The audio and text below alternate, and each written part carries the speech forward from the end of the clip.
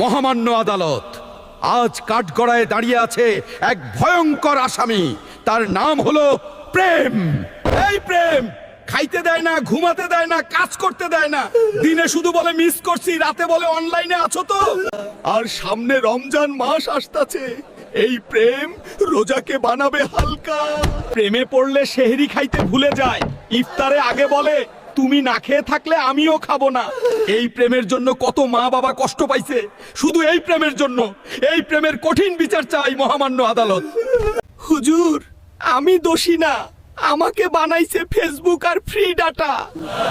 Order, order.